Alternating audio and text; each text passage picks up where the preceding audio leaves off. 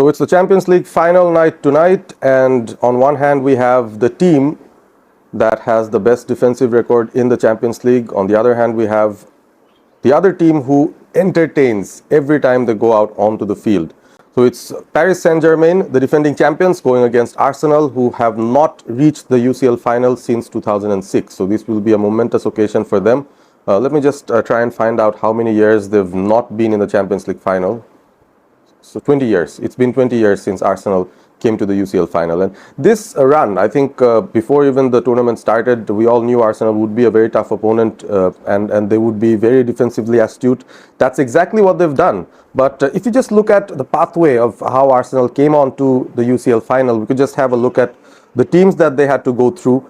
It was Arsenal who beat Athletic Club by 2-0, and then they beat Olympiacos. Not big names, but on the way they also were able to beat Atletico Madrid 4-0. They beat Bayern Munich 3-1. I think those were the two most highlighted matches during those group phases where Arsenal looked very dominant and they were doing well in the Premier League as well. And at the moment, when you have a look at how Arsenal came about in their Premier League campaign, they were champions.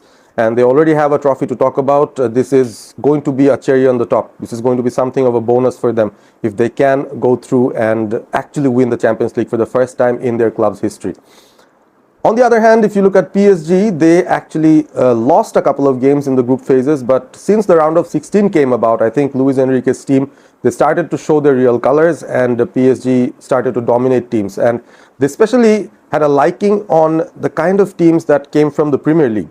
They beat Tottenham in the group stages. In the round of 16, they were able to beat Chelsea. In the quarterfinals, they beat Liverpool quite convincingly. And in the semi-finals, I think that was one of their biggest challenges till date. It was Bayern Munich, and over the two legs, we actually saw the leg one at Paris, where the scoreline ended at 5-4, but that was touted to be one of the most entertaining matches in UCL history. So it was just almost like a basketball game. Goals happening on one end, happening at the other end. And both teams really wanted to outscore the other. The second tie was a bit more complex and complicated, more tactically, down to where teams don't want to concede much, but PSG somehow made through, and they are into their second consecutive UCL final. They are the defending champions, and they will be facing Arsenal. If you just look at how both these teams fare against each other in terms of team chemistry and combination, Arsenal mostly based their entire game on a very solid backline and a very solid structure that they have in front of it. So not conceding goals has been the plus point for Arsenal, which is why they so far have not been defeated in this entire tournament as they head into this final. And a lot of positive energy is existing within this Arsenal camp at the moment, and a lot of Arsenal fans who've not seen their team do well in European competitions for around 20 years or so, they feel very excited and confident that since they've won the Premier League as well, maybe the door has opened for them to go and win the Champions League for the first time, and luck might be on their side. So this is something that we will have to look out for. And from the emotional perspective, from the emotional point of view, Arsenal look like they're in a better headspace, and they should have the more hunger to try and win this for the first time. But on the other hand, it's PSG who actually came to the UCL finals quite a few times, or participated in the knockout phases on regular occasions previously with their heavy star-studded teams as well, where Zlatan, Cavani, Neymar, Mbappe, all of them used to play. But they actually started to get success once all those players were gone. So Mbappe is a very interesting character here, because as long as he was in PSG, they weren't able to win the UCL. The moment he left PSG started to win the UCL and get those success. And I think Luis Enrique has a huge role to play in this, because he now has total control of the squad. And if you just look at the squad, it's full of excitement. And I'm sure with the World Cup coming up, all of you guys who are supporting different various teams will want to look out for your favorite players who want to do well in this UCL final. For me, it's definitely Portugal. So I've got 4 players that I will be looking forward to in today's final, and I really want them to do well. One of them is definitely Nuno Mendes, the left back. I think at the moment he's the best left back in the world, and he'll be playing for Portugal in the World Cup as well. So I think it would be very good for him to have a good game here and stay injuryless and get PSG the title. And in midfield, I think that dynamic duo that will be participating for Portugal in the World Cup, they're also in for PSG, and I think they will be part of the starting 11 as well. It's Vitinha and João Neves. very promising, and I think the chemistry that both of them have, they will be probably able to counter whatever Arsenal bring up in their midfield as well, which is very strong, by the way. They've got Rice, they've got Zubimendi, they've got a few others like Odegaard and Eze who can also come and chip in.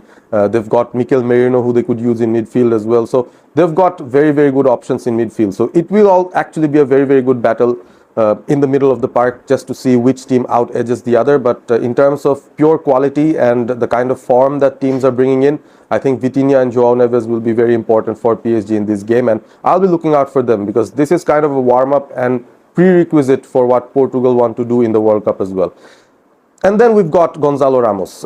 I'm sure many of you watched his performance in the 2022 World Cup. There was this one particular game where Ronaldo was benched and Gonzalo Ramos was started and he scored a hat-trick. So that gives us signs that probably after Cristiano's departure from the Portugal side, we'll be able to see him feature in the Portugal starting 11 more often than not. It's not getting a lot of chances with PSG because they've got such a star-studded forward line. They've got Olise, they've got Dembele, they've got Desire Doué, they have Barcola as well. So with all these stars coming in, Gonzalo Ramos doesn't get a lot of playtime, but he brings a different kind of profile to PSG's attack, and he's a proper out-and-out center forward. So from that perspective alone, I think I'll be interested to see if he can have an impact late in the game. If the game goes deep, we have to talk about the two keepers as well before I end my video. Arsenal, on the other hand, I think they've got one of the best goalkeepers in the world. At least Arsenal fans would say that Raya is the best in the world. He saves a lot of goals. His distribution is very good on the ball. But on the other hand, if we look at where Raya is placed in the Spain national team, are you sure he's going to be starting for Spain, or is it going to be Unai Simon? So if Unai Simon starts, how is Raya the best keeper in the world? That is my question to you. You guys can, put your comments in and let me know whether you feel Raya is actually the best in the world. He's got very good numbers, by the way. But if it comes down to Raya versus, whoever the keeper PSG would front, I think he's Russian. I kind of forgot his name.